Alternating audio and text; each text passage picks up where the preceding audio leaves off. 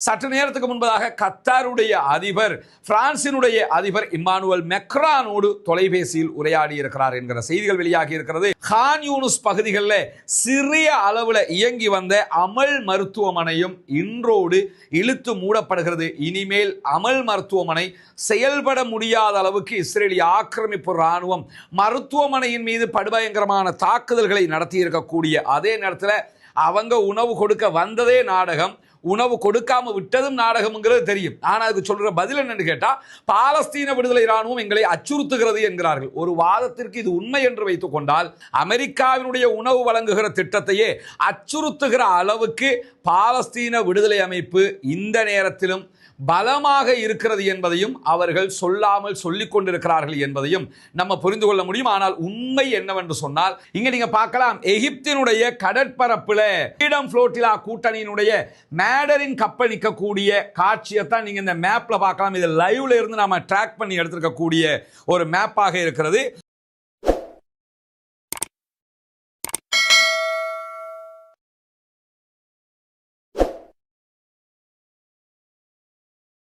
அஸ்ஸலாமு அலைக்கும் வரஹ்மத்துல்லாஹி வபரகாத்துஹு. பேரன்பிற்கினிய சகோதர சகோதரிகளே, நம் அனைவர் மீதும் ஏக இறைவனுடைய அமைதியும் கருணையும் உண்டாகட்டுமாக என்கிற உயரிய பிரார்த்தனைகளோடு, பாலஸ்தீனத்தினுடைய காசா பகுதிகள் மீதான இஸ்ரேலிய ஆக்கிரமிப்பு இராணுவத்தினுடைய தாக்குதல்கள் கடந்த அக்டோபர் 8ஆம் தேதி 2023ஆம் ஆண்டு ஆரம்பிக்கப்பட்டதில் இருந்து இன்றைய நாள் வரைக்கும் சுமார் 610 நாட்களாக நடைபெற்று வருகிறது. இந்த 610 நாட்களுக்குள்ளாக நம்ம எடுத்துக்கிட்டோம்னா, காசாவுக்குள் நாங்கள் நுழைகிறோம், காசாவை முழுமையாக கைப்பற்ற போகிறோம், பாலஸ்தீன போராட்ட அமைப்பினரை மொத்தமாக அழிப்போம், அவர்களுடைய ஆட்சியை கைப்பற்றுவோம், அங்கிருக்கக்கூடிய பணைய கைதிகளை, இஸ்ரேலிய பணைய கைதிகளை உயிரோடு மீட்டுக் கொண்டு வருவோம் என்றுதான் இஸ்ரேலிய ஆக்கிரமிப்பு இராணுவம் காசாவுக்குள் நுழைந்தது. ஆனால் 610 நாட்களை தாண்டுகிற இந்த தருணத்தில் கூட அவர்கள் சொன்ன எந்த இலக்குகளையும் அவர்களால் அடைய முடியாமல் இருக்கிறது என்பதுதான்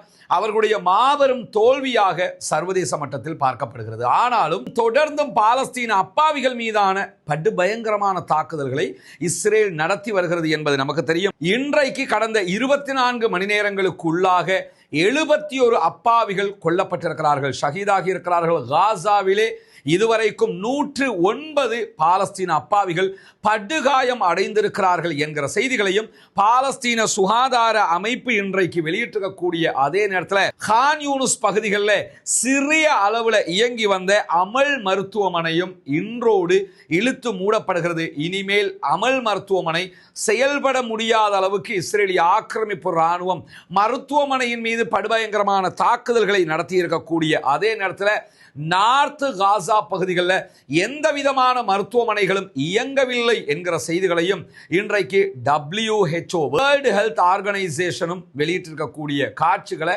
நம்ம பார்க்க முடிகிறது. அதே நேரத்தில் WHO இன்றைக்கு வெளியிட்டிருக்கக்கூடிய அறிக்கையை போலவே UNRWA ஐநாவினுடைய பாலஸ்தீன அப்பாவிகளுக்கான உதவி வழங்குகிற உதவி மையம் ஒரு அறிக்கையை வெளியிட்டிருக்கிறது.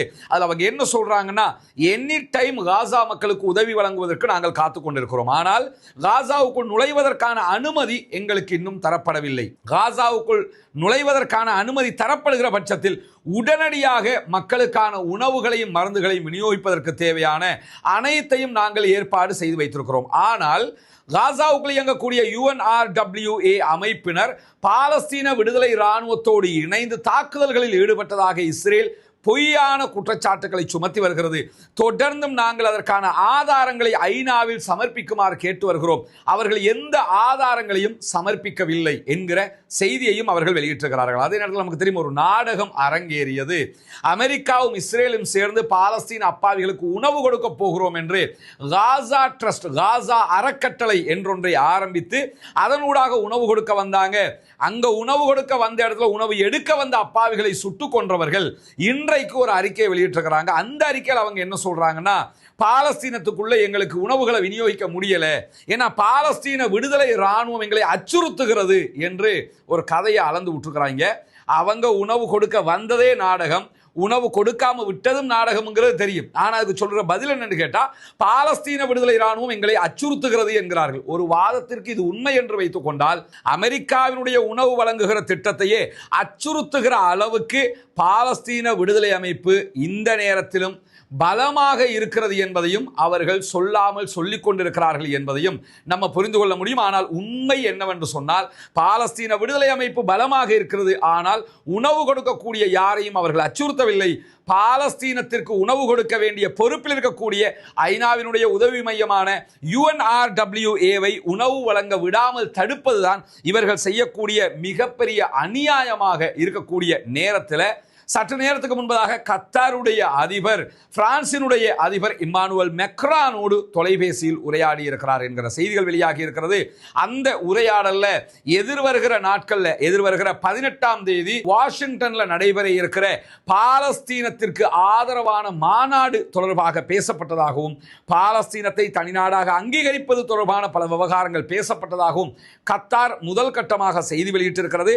தொடர்ந்து மேலதிக செய்திகள் என்ன என்பதை கத்தார் வெளியிடுகிற போது அதனையும் நாம் உங்களோடு பகிர்ந்து கொள்ள தயாராக இருக்கிற அதே நேரத்தில், நமக்கு தெரியும் காசா மீதான கடற்படை முற்றுகை, இஸ்ரேலிய ஆக்கிரமிப்பு ராணுவத்தினுடைய நாவல் போர்சஸ் என்ன பண்றாங்கன்னா, காசாவை சுற்றி முற்றுகையிட்டு கொண்டு நிற்கிறார்கள். கடல் வழியாக யாரும் உணவுகளை கொண்டு வந்து கொடுத்துவிடக் கூடாது என்பதுதான் அவர்களுடைய முக்கியமான நோக்கமாக இருக்கிறது. இந்த அவர்களுடைய திட்டத்தை முறையடிக்கும் விதமாக மேடலின் என்கிற ஒரு கப்பல்ல இத்தாலியில இருந்து 12 பேர் கொண்ட குழுவினர் காசாவை நோக்கி வந்து கொண்டிருக்கிறார்கள் என்கிற செய்திகளை நம்ம ஏற்கனவே சொல்லி இருக்கிறோம். அந்த செய்தியின் அடிப்படையில் இன்றைக்கு மேடலின் கப்பல் தொடர்பாக ஒரு முக்கியமான அறிவிப்பு வெளியாகி இருக்கிறது. இந்த மேடலின் கப்பல் என்பது ஃப்ரீடம் ஃப்ளோட்டிலா கூட்டணியினுடைய ஒரு அங்கமாக இருக்கிறது. 12 பேரும் சாதாரண ஆட்கள் கிடையாது. ஒவ்வொரு வகையில இன்ஃப்ளூயன்சராக அவங்க இருக்கிறாங்க. குறிப்பாக இந்த மேடலின் கப்பலுக்குள்ள கிரேட்டா துன்பர்க் இருக்கிறாங்க. கிரேட்டா துன்பர்க்கினுடைய ஃபேஸ்புக்கை ஃபாலோ பண்ணாதவங்க ஃபாலோ பண்ணுங்க. நிறைய தகவல்கள் இந்த கப்பல் தொடர்பாக அவங்க வெளியிட்டுக்கிட்டு இருக்கிறாங்க. சூழலியல் பாதுகாப்பு ஒரு சமூக சேவகராக அவங்க இருக்கிறாங்க. அவங்க நிறைய தகவல்களை வெளியிடுகிற அதே நேரத்தில் அதற்குள்ளாக ஐரிஷினுடைய ஒரு நடிகர் இருக்கிறார். அதை தாண்டி அந்த கப்பலில் யூரோ பாராளுமன்ற உறுப்பினரும் இருக்கிறார்கள். ஐரோப்பாவினுடைய பாராளுமன்ற உறுப்பினராக இருக்கக்கூடிய ரிமா ஹசன் அவங்களும் அதுக்குள்ளே இருக்கிறாங்க. இவங்க தான் ரிமா ஹசன். எப்பொழுதுமே அவங்க பார்லிமெண்ட்லையும் இந்த கூஃபியாவோடு தான் இருக்கக்கூடிய காட்சிகள் நீங்க பார்க்கலாம். ரிமா ஹசன் என்று சொல்லி அவங்க இன்ஸ்டாவில் இருக்கிறாங்க. அவர்களுடைய பதிவுகள் எல்லாமே காசாவுக்கு ஆதரவான பதிவுகளாக இருக்கும். அவங்களும் இந்த கப்பலில் போறாங்க. அடிக்கடி அல் ஜசீராவில் கப்பலில் இருந்துகிட்டே இவங்க பேட்டி கொடுக்கக்கூடிய காட்சிகளும் வெளியாகி கொண்டிருக்கக்கூடிய நேரத்தில் தான் இந்த கப்பல் தற்போது எகிப்திய கடல் பரப்புக்கு வந்துவிட்டது என்கிற செய்திகள் வெளியாகி இருக்கிறது. இங்க நீங்க பார்க்கலாம், எகிப்தினுடைய கடற்பரப்புல ஃப்ரீடம் ஃப்ளோட்டிலா கூட்டணியினுடைய மேடரின் கப்பல் நிற்கக்கூடிய காட்சியை தான் நீங்க இந்த மேப்ல பார்க்கலாம். இது லைவ்ல இருந்து நாம ட்ராக் பண்ணி எடுத்திருக்கக்கூடிய ஒரு மேப்பாக இருக்கிறது. இங்க இருந்துதான் கப்பல் புறப்பட்டது. புறப்பட்ட கப்பல் வருகிற வழியில இங்க நீங்க பாத்தீங்கன்னா இந்த இடத்துக்கு வந்து இப்படி மாறி இங்கே பயணித்துக் கொண்டிருக்கிறது. இதற்கான காரணம் என்னன்னா, இந்த இடத்துக்கு வரும்போது அகதிகளாக ஒரு நாட்டில் இருந்து வெளியேறக்கூடியவங்க ஒரு கப்பலில் சிக்கி தவித்த நேரத்தில் அந்த கப்பலை அவர்கள் காப்பாற்றுவதற்காக போயிருந்தாங்க. அந்த இடத்துல ஒரு சின்ன மாறுதல் அவர்களுக்கு மாறி வந்தது. மாறி என்ன பண்றாங்கன்னா, திரும்ப தற்போது இந்த இடத்துக்கு வந்திருக்கிறாங்க. இந்த இடத்த நீங்க எடுத்துக்கிட்டீங்கன்னா இங்க நீங்க பார்க்கலாம் காசா ஸ்ட்ரிப் இங்க இருக்குது. இங்க நீங்க பார்க்கலாம் இஸ்ரேல், இந்த இடத்துல தான் இஸ்ரேல் இருக்கிறது. இஸ்ரேல்ல காசா ஸ்ட்ரிப் இந்த இடத்துல இருக்குது. இதுதான் காசா. இந்த காசாவினுடைய அவங்க இந்த தூரத்துக்கு வர வேண்டி இருக்குது. இந்த இடத்துக்கு வந்தாங்கன்னா காசாவினுடைய கடற்பரப்பை அடைந்து விடுவார்கள். தற்போது அவங்க இருக்கக்கூடிய இந்த கடற்பரப்பு என்பது ஈஜிப்டுக்கு மேலே இருக்கக்கூடிய சர்வதேச இன்டர்நேஷனல் கடற்பரப்பாக இருக்கிறது. அந்த கடற்பரப்பில் தான் வந்து கொண்டிருக்கிறாங்க. இந்த கப்பலை நாங்கள் தடுப்போம் என்கிறது இஸ்ரேல். ஆனால் நீங்கள் என்ன செய்தாலும் நாங்கள் நுழைவோம் என்கிறது ஃப்ரீடம் ஃப்ளோட்டிலா. எனவே மேடரின் கப்பல் தற்போது இவ்வளவு நெருக்கத்திற்கு வந்திருக்கிறார்கள். வல்ல ரஹ்மான் அவர்களுக்கு அருள் புரிய வேண்டும். உண்மையிலேயே இவங்க காசா ஸ்ட்ரிப்புக்கு இந்த இடத்துக்கு போயிருவாங்களாக இருந்தால் இன்ஷா அல்லாஹ் காசாவினுடைய கடற்படை முற்றுகையை ஒரு 12 பேர் கொண்ட ஆயுதம் தாங்காத பொதுமக்களுடைய குழு உடைத்து விட்டது என்பது நிச்சயமாக இந்த உலகத்திலே ஒரு வரலாறு படைக்க போகிறது என்பது மட்டுமல்லாமல், அரபு நாடுகள் எல்லாம் கைகட்டி மௌனமாக கையாலாகாதவர்களாக இருக்கிற நேரத்திலையும், மேற்கு நாடுகள் பார்த்து கொண்டு இருக்கிற நேரத்திலையும் தற்போது ஃப்ரீடம் ஃப்ளோட்டிலாவினுடைய மேடரின் கப்பல் நுழைந்து கொண்டிருக்கிறது. மட்டுமல்லாம யூரோப் யூனியனும் சற்று நேரத்துக்கு முன்பதாக ஃப்ரீடம் ஃப்ளோட்டிலாவினுடைய இந்த மேடரின் கப்பலுக்கு பாதுகாப்பு வழங்கப்பட வேண்டும், இதை யாரும் தடுக்கக்கூடாது என்கிற அறிக்கைகளை வெளியிட்டு வருகிறார்கள். பொறுத்திருந்து பார்ப்போம்.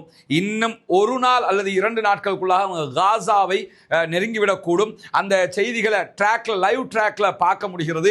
இன்ஷா அல்லாஹ் அவங்க அடுத்தடுத்த கட்டம் எங்க போகிறாங்க என்பதையும் தொடர்ந்து நாம் உங்களோடு பகிர்ந்து கொள்ள இருக்கிற அதே நேரத்தில் கப்பலுக்குள்ள இருக்கக்கூடிய ஜெர்மனுடைய மனித உரிமை ஆர்வலராக இருக்கக்கூடிய யசேமின் அகார், இன்றைக்கு நாங்கள் அத்தனை பேரும் நலமாக இருக்கிறோம், எங்களில் யாருக்கும் உடல் நலக் குறைவுகள் ஒன்றுமில்லை, சுகாதாரமாகவும் ஆரோக்கியமாகவும் நாங்கள் அத்தனை பேரும் இருக்கிறோம் என்கிற செய்திகளை சொல்லியிருக்கிறார். அதே நேரத்தில் ஐரோப்பாவினுடைய பாராளுமன்ற உறுப்பினர் ரிமா ஹசன் அவங்க ஒரு கோரிக்கையை விடுத்திருக்கிறாங்க.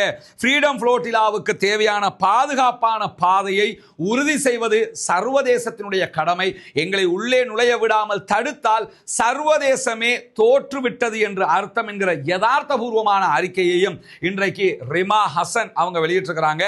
என்ன நடக்கப் போகிறது என்பதை பொறுத்திருந்து பார்ப்போம். இன்ஷா அல்லாஹ் நான் ஏற்கனவே சொன்னதை போல இவர்கள் உள்ளே நுழைந்து விட்டால் காசாவினுடைய கடற்படை முற்றுகையை இவர்கள் உடைப்பார்கள். உள்ளே நுழைய விடாமல் தடுத்து விட்டால் கூட இஸ்ரேல் 100% அநியாயம் செய்கிறது என்பது சர்வதேசத்திற்கே தெரிய வருகிற ஒரு முக்கியமான செய்தியாக மாறப்போகிற அதே நேரத்தில் தற்போது ஒரு முக்கியமான செய்தியை பாலஸ்தீன விடுதலை இராணுவத்தினுடைய ஊடக பிரிவினுடைய பேச்சாளர் அபு உபைதா வெளியிட்டிருக்கிறார். அபு உபைதா நமக்கு தெரியும், அவர்தான் செய்திகளை சொல்லக்கூடியவர், பாலஸ்தீன விடுதலை அமைப்பினுடைய இராணுவ பிரிவினுடைய செய்தி தொடர்பாளர். அவர் வெளியிட்டிருக்கக்கூடிய அறிக்கையில் என்ன சொல்றாருன்னு சொன்னா, இவர்களுடைய கையில பாலஸ்தீன விடுதலை அமைப்பினுடைய கையில ஏற்கனவே மதன் ஜங்காக்கர் என்கிற ஒருவர் பிடிபட்டிருக்கிறார். ஆனா அவர் உயிரோடு தான் இருக்கிறார், அவர் இன்னும் கொல்லப்படல. மதன் ஜங்காக்கருடைய புகைப்படம் இதுதான். அந்த புகைப்படத்தோடு தான் இன்றைக்கு அபு உபைதா ஒரு செய்தியை வெளியிட்டிருக்கிறாரு. அதுல அவங்க வெளியிட்டிருக்கக்கூடிய செய்தி என்னன்னு கேட்டா, மதன் ஜங்கக்கர் இருக்கக்கூடிய பகுதிகளில் தற்போது இஸ்ரேலிய ஆக்கிரமிப்பு ராணுவம் தாக்குதல்களை உக்கிரமாக நடத்தி கொண்டிருக்கிறது. அதனால தான் இன்றைக்கு அபு உபைதா இந்த புகைப்படத்தோடு, இது பார்த்தீங்கன்னா ஒரு பணத்தை சுத்தி வைக்கக்கூடிய அந்த பேக், இது அந்த பேக்ல மதன் ஜங்கக்கருடைய புகைப்படம் இருக்கிறது. அதில் அவருக்கு மருத்துவ சிகிச்சை அளிக்கப்படக்கூடிய காட்சி தென்படுவதை நீங்க பார்க்கலாம். இவர் ஹாஸ்பிட்டல் செட்டப்ல பங்கருக்குள்ள இருக்கிறாரு. இந்த புகைப்படத்தை போட்டு அவங்க என்ன சொல்றாங்கன்னா, he will not return alive அப்படின்னு சொல்லி அறிக்கை வெளியிட்டிருக்கிறாங்க. அவரை நீங்க உயிரோட எடுக்கணுமாக இருந்தா யுத்தத்தை உடனடியாக நிறுத்துங்க, ஆனா அவர் செத்துட்டாருன்னு சொன்னா அதுக்கு நாங்க பொறுப்பில்லை என்று சொல்லி இன்றைக்கு பாலஸ்தீன விடுதலை இராணுவத்தினுடைய ஊடக பேச்சாளர் அபு உபைதா வெளியிட்டிருக்கக்கூடிய அறிக்கையில மிக தெளிவாக சொல்றாரு, இவரை பாதுகாக்கிற முழு முயற்சியை நாங்க செய்தாலும் இவரை கொல்வது உங்களுடைய ராணுவம் என்பதால் இதையும் மீறி நீங்க கொன்னுட்டீங்கன்னு சொன்னா எங்க கிட்ட வந்து கேள்வி கேட்க கூடாது என்று அந்த அறிக்கையில் அவங்க சொல்லியிருக்கிறாங்க. காரணம் என்னன்னா, அவரை வச்சிருக்கக்கூடிய இடத்துல தான் 100% குண்டு தாக்குதல்களை தற்போது இஸ்ரேல் நடத்தி கொண்டிருக்கிறது. எனவே அவரை பாதுகாக்கிறதா கொல்றதாங்கிறத இஸ்ரேல் தான் முடிவெடுக்கணும், நாங்கள் அல்ல என்று பாலஸ்தீன விடுதலை ராணுவம் சற்று நேரத்துக்கு முன்பதாக அறிக்கை வெளியிட்டிருப்பது மட்டுமல்லாமல் இஸ்ரேலிய தலைவர்களை மேற்கோள் காட்டி இஸ்ரேலுடைய சேனல் 20 ஒரு அறிக்கையை வெளியிட்டிருக்கிறது. அந்த அறிக்கையில் அவங்க சொல்லக்கூடிய செய்தி என்னன்னு சொன்னா, காசாவில் நடக்கக்கூடிய யுத்தம் தற்போது இஸ்ரேலுடைய பாதுகாப்புக்காக நடத்தப்படவில்லை. அவங்க என்ன சொல்றாங்கன்னா, இஸ்ரேலை பாதுகாக்கிறதுக்கு தான் யுத்தம் நடத்தணும்னு சொல்றாங்கல்ல, அதை இன்றைக்கு சேனல் 20, இது அல் ஜசீராவுடைய செய்தி கிடையாது, அல்லது பிரஸ் டிவியினுடைய செய்தி கிடையாது, அல் குதுஸ் நெட்வொர்க்கினுடைய செய்தி கிடையாது, அக்ஸா டிவியினுடைய செய்தி கிடையாது. இந்த செய்தியினுடைய சோர்ஸ் யாருன்னு சொன்னா சேனல் 20 என்கிற இஸ்ரேலிய செய்தி நிறுவனம். அவங்க வெளியிட்டிருக்கக்கூடிய அறிக்கை தான் இது. அதுல இஸ்ரேலுடைய தலைவர்களை ஆதாரம் காட்டி தான் அவங்க செய்தி வெளியிட்டிருக்கிறாங்க. காசாவுல தற்போது நடக்கக்கூடிய யுத்தம் என்பது இஸ்ரேலை பாதுகாப்பதற்கான யுத்தம் கிடையாது, தோல்வியை ஒப்புக்கொள்வதற்கான பயத்தினால் நடத்தப்படுகிற யுத்தம். இப்ப தோத்துட்டோம், அதை ஒப்புக்கொள்ள முடியல, எனவே தாறுமாற கண்டவங்களை எல்லாம் கொண்டு போடுங்க, அந்த தோல்வியை ஒத்துக்கொண்டுட்டோம்னு சொன்னா தேர்தல் வரைக்கும் பெரிய பிரச்சனையாகி நெத்தன்யாகுனுடைய லைஃப் கேரியரே இல்லாம போயிரும்ங்கிறதுனால தோல்வியை ஒத்துக்கொள்ள முடியாத பயத்தினால் இந்த யுத்தம் நடைபெறுகிறது என்று பகிரங்கமாக அவர்களுடைய பத்திரிகைகளை எழுதி கொண்டிருக்கிறது. எதுக்கு நான் சொல்றேன்னா, சில பேரை நாங்க பார்க்கிறோம், இன்னும் கிட்டத்தட்ட 75,000க்கு மேற்பட்ட அப்பாவிகள் கொல்லப்பட்டிருக்கிறார்கள். அதே நேரத்தில் பாலஸ்தீனத்துக்குள்ள 1,35,000க்கு மேற்பட்ட அப்பாவிகள் படுகாயம் அடைந்திருக்கிறார்கள். இங்க நீங்க பார்க்கலாம், காசாவில் எடுக்கிறதுக்கு எதுவுமே இல்லைங்கிற அளவுக்கு மொத்தமாக காசா அழிக்கப்பட்டிருக்கிறது. இவ்வளவு நடந்ததுக்கு பிறகும் சில பேர் வந்து மனசாட்சியே இல்லாம அங்கு நடக்கக்கூடிய இந்த யுத்தத்தை ஆதரிச்சுக்கிட்டு இருக்கிறாங்க. ஒரு இன அழிப்பு நடக்கிறது, ஒரு சமூகம் அழிக்கப்பட்டு கொண்டிருக்கிறது. அந்த சமூகம் யாராக இருந்தாலும் மனிதர்களா இல்லையா, அவர்கள் அழிக்கப்படுகிறார்கள். ஆனால் 6 நாளில் 6 அரபு நாடுகளை 1967களிலேயே ஜெயித்த இஸ்ரேலிய ஆக்கிரமிப்பு இராணுவத்தினால 610 நாட்களாக ஒரு சிறிய இராணுவத்தை ஒரு சிறிய நிலப்பரப்புக்குள் வெல்ல முடியாமல் இருக்கிறது என்றால் இந்த இடத்துல வெல்வது யார் தோற்பது யார் என்பது சின்ன பிள்ளைக்கும் தெரியும். அந்த அடிப்படையில் அவர்களே ஒவ்வொரு நாளும் ஒப்புக்கொள்கிறார். 2 நாட்களுக்கு முன்பதாக இஸ்ரேலுடைய முன்னாள் பிரதமர் எஹூட் பராக் இதனை ஒப்புக்கொண்டிருந்தார். இப்பொழுது இஸ்ரேலிய தலைவர்களை மேற்கோள் காட்டி சேனல் 20 வெளியிட்டிருக்கக்கூடிய செய்தியில் சொல்லியிருக்கிறாங்க, இந்த யுத்தம் இஸ்ரேலை பாதுகாக்கிறதுக்கான யுத்தம் கிடையாது, தோல்வியை ஒப்புக்கொள்ள பயந்து நடக்கிற யுத்தமாக இருக்கிறது என்று பகிரங்கமாக பேசுகிற நிலையும் உருவாகி இருக்கக்கூடிய நேரத்தில் இன்றைக்கும் பாலஸ்தீனத்துக்கு ஆதரவாக யமன்ல இருந்து ஹூதிகளுடைய படைப்பிரிவு பாலிஸ்டிக் ஏவுகணை தாக்குதல்களை நடத்தி இருக்கிறார்கள். அவங்க தொடர்ந்து நடத்தி வர்றாங்கிறது நமக்கு தெரியும். அந்த அடிப்படையில் தான் இன்றைக்கும் இந்த தாக்குதல்களை அவர்கள் நடத்தி இருப்பது மட்டுமல்லாமல் இன்றைக்கு பாலஸ்தீன விடுதலை இராணுவத்தினுடைய துணை இராணுவ பிரிவு கான் யூனிஸினுடைய வடக்கு பகுதிகளில் இஸ்ரேலிய ஆக்கிரமிப்பு இராணுவத்திற்கு எதிராக படுபயங்கரமான தாக்குதல்களை நடத்தி இருக்கிறார்கள். குறிப்பாக இன்றைக்கு கைக்குண்டு தாக்குதல்களை நடத்தி இருக்கிறார்கள். அதே போன்று மோட்டார் குண்டு தாக்குதல்கள் நடத்தப்பட்டிருக்கிறது. யாசின் 105 மூலமாகவும் தாக்குதல்கள் நடத்தப்பட்டிருக்கிறது. கான் யூனிஸினுடைய வடக்கில் இருக்கக்கூடிய கிழக்கு கோடு பகுதிகளில் தான் ஊடுருவி வந்த இஸ்ரேலிய ஆக்கிரமிப்பு இராணுவத்தின் மீது அவர்களுடைய வெஹிக்கிள்ஸ் மேல இன்றைக்கு இந்த தாக்குதல்கள் சரமாரியாக நடத்தப்பட்ட அதே நேரத்தில் இந்த தாக்குதல்கள் இதுவரைக்கும் இஸ்ரேலிய ஆக்கிரமிப்பு இராணுவத்தை சென்ற 3 பேர் கொல்லப்பட்டிருக்கிறார்கள் என்கிற செய்திகளோடு 7 பேர் படுகாயம் அடைந்திருக்கிறார்கள் என்கிற செய்திகளும் வெளியாகி இருக்கிறது. அதே நேரத்தில் இஸ்ரேலிய ஆக்கிரமிப்பு இராணுவத்தினுடைய 12 பேரை கொண்ட ஒரு பட்டாலியன் தாலல் ஜாதர் என்கிற பகுதிகளில் இருந்த இடிபாடுகளோடு இருந்த ஒரு வீட்டுக்குள்ள நுழைந்து அங்க பாலஸ்தீன விடுதலை அமைப்பினுடைய பங்கர் இருக்கிறது என்று தேட போன நேரத்தில் அந்த வீட்டை மொத்தமாக இடித்து குண்டு வைத்து தகர்த்து அதில் இதுவரைக்கும் 4 பேர் கொல்லப்பட்டிருக்கிறார்கள் என்கிற செய்திகள் வெளியாகி இருக்கிறது. எது எப்படி போனாலும் இன்றைக்கு 7 இஸ்ரேலிய ஆக்கிரமிப்பு இராணுவத்தை சேர்ந்தவர்கள் கொல்லப்பட்டிருக்கிறார்கள். இதுவரை வந்திருக்கக்கூடிய தகவல் பிரகாரம் மேலதிகமாக 7 பேர் படுகாயம் அடைந்திருக்கிறார்கள். இந்த 2வது தாக்குதலில் எத்தனை பேர் படுகாயம் அடைந்திருக்கிறார்கள் என்கிற செய்திகள் இதுவரைக்கும் வெளியாகவில்லை. வெளியாகிற போது அந்த செய்திகளையும் நாம் உங்களோடு பகிர்ந்து கொள்ள தயாராக இருக்கிறோம். இந்த செய்திகள் தான் இன்றைக்கு பாலஸ்தீனம் தொடர்பாக வெளியாக இருக்கக்கூடிய மிக முக்கியமான செய்திகளாக இருக்கிறது. பாலஸ்தீனம் வெற்றி பெற வேண்டும், பாலஸ்தீனம் சுதந்திரம் அடைய வேண்டும், பாலஸ்தீன மக்களும் நம்மை போன்று நிம்மதியானவர்களாக மாற வேண்டும், வாழ வேண்டும் என்கிற உயரிய பிரார்த்தனைகளோடு பாலஸ்தீன அப்பாவிகளுக்காக பிரார்த்திக்கிற அதே நேரம் இஸ்ரேலிய ஆக்கிரமிப்பு இராணுவத்துக்கு எதிராக குனூத்து நாசிலாவை ஒவ்வொரு தொழுகைகளிலும் ஓத மறந்து விடாதீர்கள் சகோதரர்களே. ஜனநாயக ரீதியாக பாலஸ்தீன அப்பாவிகளுக்காக குரல் எழுப்புவோமாக. ஃப்ரீடம் ஃப்ளோட்டிலாவினுடைய மேடரின் கப்பல் எந்த விதமான அச்சுறுத்தல்கள் இருந்தாலும் அதை எதிர்கொண்டு காசாவுக்குள் நுழைய வேண்டும் என்று அல்லாஹ்விடத்திலே ஒவ்வொரு கணமும் பிரார்த்தனை செய்யுங்கள் என்கிற கோரிக்கையோடு முடித்துக் கொள்கிறேன். அல்ஹம்துலில்லாஹி ரப்பில் ஆலமீன். அன்பிற்கினிய சகோதர சகோதரிகளே, நம் அனைவர் மீதும் ஏக இறைவனுடைய அமைதியும் கருணையும் உண்டாகட்டுமாக என்கிற பிரார்த்தனைகளோடு, நமக்கு தெரியும் தொடர்ந்து நம்முடைய வீடியோ பார்த்து வரக்கூடிய சகோதரர்களுக்கு கடந்த ரமலானில் நம்ம அறிவித்ததற்கு இணங்க உங்களுடைய ஜகாத்து மற்றும் சதகா நிதிகளை கொண்டு இலங்கையினுடைய கிழக்கு மாகாணம் பொத்துவில் பகுதிகளில் இருக்கக்கூடிய இஸ்லாத்தை ஏற்றுக்கொண்ட சகோதரர்களுக்கான ஒரு 14 வீடுகளை அமைக்கிற திட்டத்தை நம்ம செஞ்சு வர்றோம். அதில் முதல் கட்டமாக 5 வீடுகளை அமைக்கக்கூடிய பாக்கியத்தை இறைவன் நமக்கு தந்திருக்கிறான். அல்ஹம்துலில்லாஹ் 5 வீடுகளும் ஆல்மோஸ்ட் தற்போது கம்ப்ளீட் ஆகி இருக்குது. இன்னொரு 1 வீக்கில் பெரும்பாலும் பெயிண்ட் அடிக்கிற வேலைகளை முடிச்சிருவாங்க. கரண்ட் வயரிங் எல்லாம் முடிச்சுட்டாங்க. அதுக்கடுத்ததாக உள்ள வேலைகளையும் ஃபினிஷ் பண்ணிடுவாங்கங்கிறது நமக்கு தெரியுது. இங்கே நீங்கள் பார்க்கலாம், வயரிங் வேலையெல்லாம் அழகாக கம்ப்ளீட் பண்ணிட்டாங்க. லைன் கொடுக்கணும், கரண்ட் இதில் இல்லை, லைன் கொடுக்கணும். லைனை கொடுத்துட்டாங்கன்னா அதுவும் சரியாயிரும். அதே மாதிரி இந்த பூசுகிற வேலையெல்லாம் சிறப்பாகவே பண்ணியிருக்கிறாங்க. அல்ஹம்துலில்லாஹ் நல்ல தெளிவாக பண்ணியிருக்கிறாங்க. பெயிண்ட் அடிக்கிற வேலை ஓரிரு நாட்களில் ஆரம்பிச்சிருவாங்க. இங்கே எல்லா வேலையும் மேக்ஸிமம் உள்ள வேலைகளை கம்ப்ளீட் பண்ணியிருக்கிறத பார்க்கலாம். கிச்சன் வேலைகளை நீங்கள் அங்கே பார்க்கலாம். கிச்சன் பைப் தண்ணி லைன் எல்லாம் அங்கே செட் பண்ணியிருக்கிறாங்க. இன்னும் லைனை ஆன் பண்ணலை, மற்றபடி லைன் எல்லாம் செட் பண்ணி இருக்கிறாங்கிறத நம்ம பார்க்க முடியுது. இது கிச்சனுக்குரிய ஐட்டங்கள். அதே மாதிரி பாத்ரூம் ரொம்ப சிறப்பாக பண்ணியிருக்கிறாங்க. ரொம்ப கொஞ்சம் பெருசாகவும் இருக்குது. வெளிச்சம் இல்லாததுனால உங்களுக்கு எப்படி இருக்குதுன்னு எனக்கு தெரியல.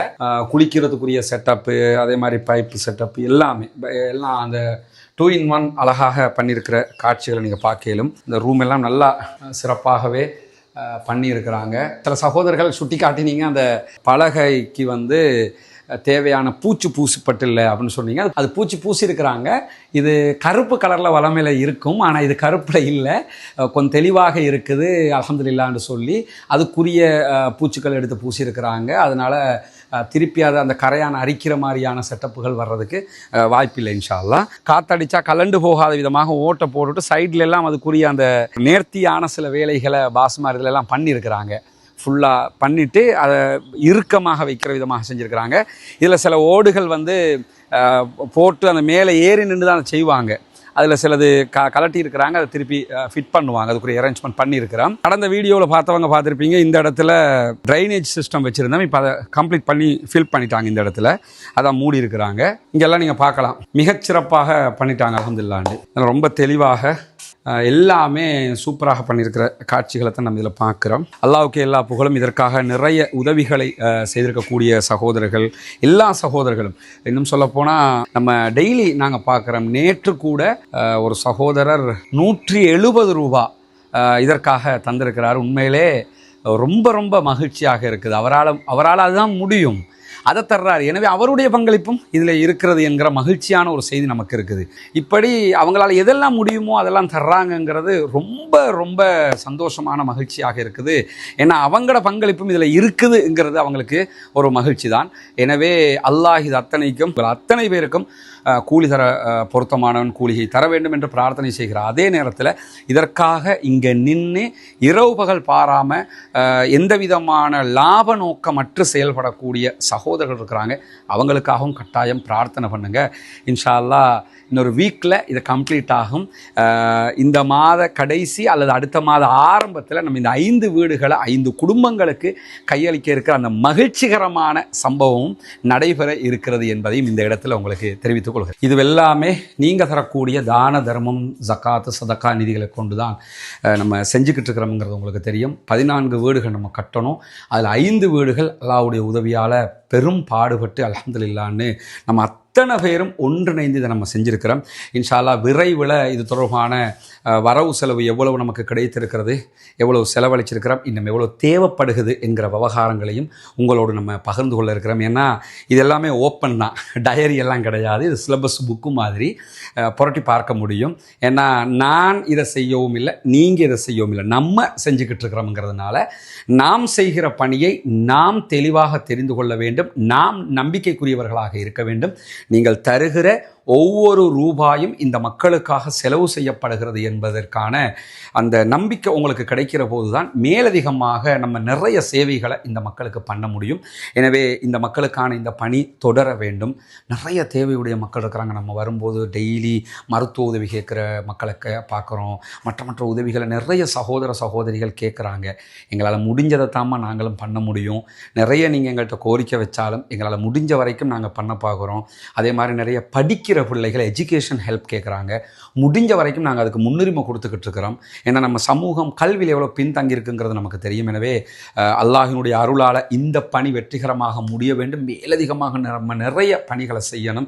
எனவே இந்த பணிகளுக்காக நிறைய உதவிகளை செய்யுங்க. உங்களுடைய ஜக்காத்து தான தர்மங்களை தந்து உதவுங்க. முன்னால் தெரிகிற நம்முடைய வங்கி கணக்கிலக்கத்திற்கு நீங்கள் நேரடியாகவே உங்களுடைய உதவிகளை வழங்க முடியும். இந்த வங்கி கணக்கிலக்கத்திற்கு உதவிகளை வழங்க முடியாது என்று இப்போ வெளிநாட்டில் இருக்கக்கூடிய சகோதரர் முன்னால் தெரிகிற வாட்ஸ்அப் மற்றும் தொலைபேசி இலக்கத்திற்கு என்னை நீங்கள் நேரடியாக தொடர்பு கொள்ள முடியும். அது என்னுடைய தொலைபேசி இலக்கம் தான். எனவே தொடர்பு கொண்டு அதுக்குரிய விவகாரங்களை கேட்டிங்கன்னா அதனுடைய தெளிவுகளை நம்ம தர தயாராக இருக்கிறோம். நாம் அனைவரும் ஒன்றிணைவோம். ஒன்றிணைந்து இந்த ஏழை எளிய மக்களுக்கான இந்த செயல்பாட்டில் முன்கொண்டு செல்வோம். அதன் மூலமாக நாளை மறுமையில் நீங்களும் நானும் உயர்தரமான ஜன்னத்துல் ஃபிர்தௌஸை அடைய வேண்டும் என்பதுதான் நம்முடைய நோக்கமாக இருக்கிறது.